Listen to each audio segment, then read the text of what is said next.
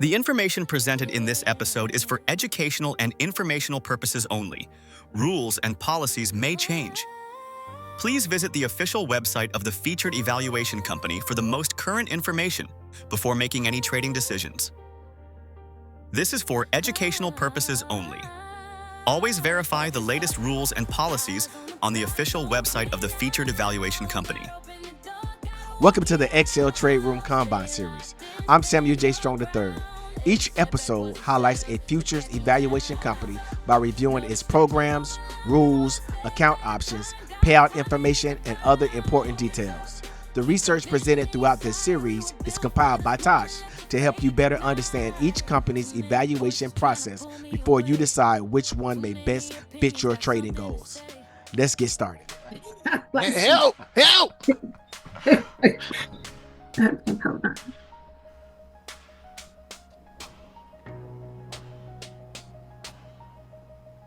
Can y'all see my screen?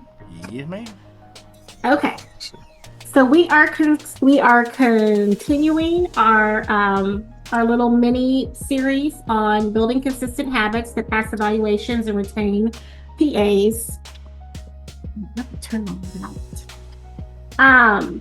So last week we covered the first four: why consistency matters, avoiding oversized winning days, managing daily risk, and following your trading plan. Today we're going to cover the final four of the things that you can do to help you build consistent habits. So number 5 is developing repeatable habits. And for successful traders, they don't just rely on motivation; they rely on routines. And what you should do is develop a consistent process before, during, and after the trading session. Before the market, you want to, for me, I do my daily word in the morning. Maybe there's some motivational quotes that you look at, but you want to have a consistent routine, whether it's getting up, having coffee, eating breakfast. Those things all help prep you for your trading day.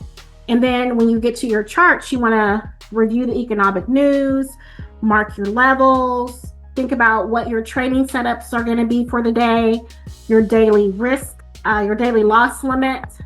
And during the market, while you're trading, you want to make sure that you're focusing on waiting for your setup and not just jumping into trades. Thinking about your position size and being very mindful of how many contracts you're starting with, whether it's a mini or a micro, and if you're going to leverage in, what is your plan for leveraging in? And then you want to not move your stop, avoid impulsive trades, and stay within your daily plan. Whatever your plan is for the day, stay within that.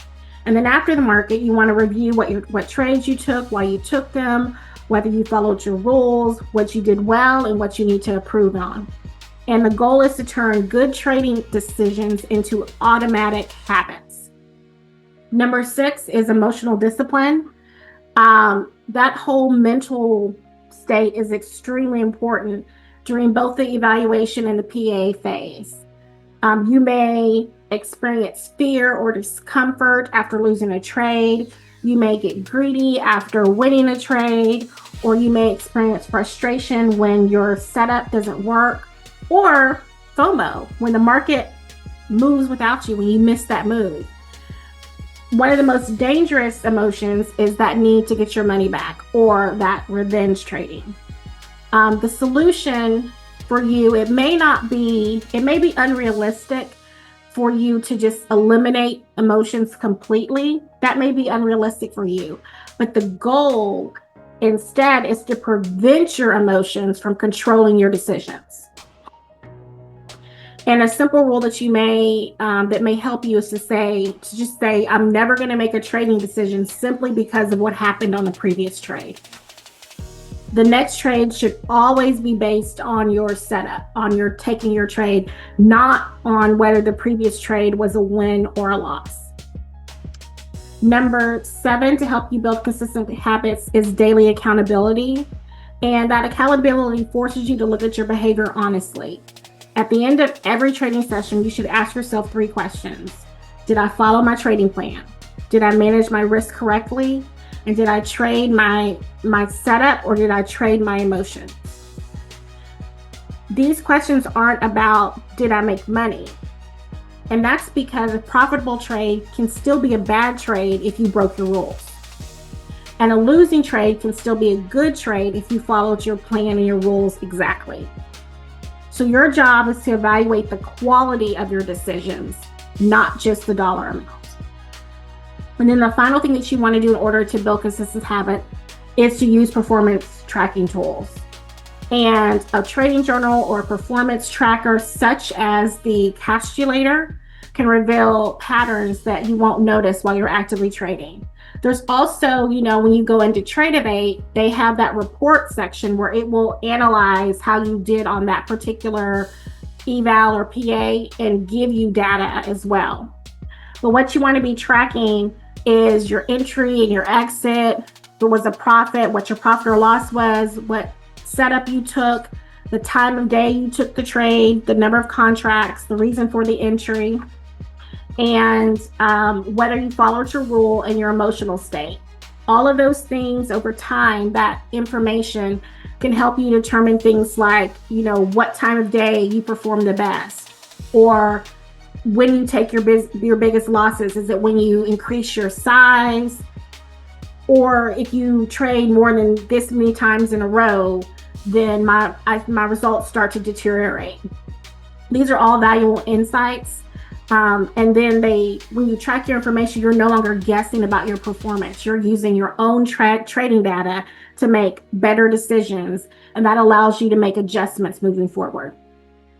So in conclusion, consistency isn't just about making the same amount of money every day. It's about consistently following the same process every day. You want to control your risk, avoid oversized trades, don't chase your profit target, follow your trading plan, and develop repeatable habits, manage your emotions, track your performance, and hold yourself accountable.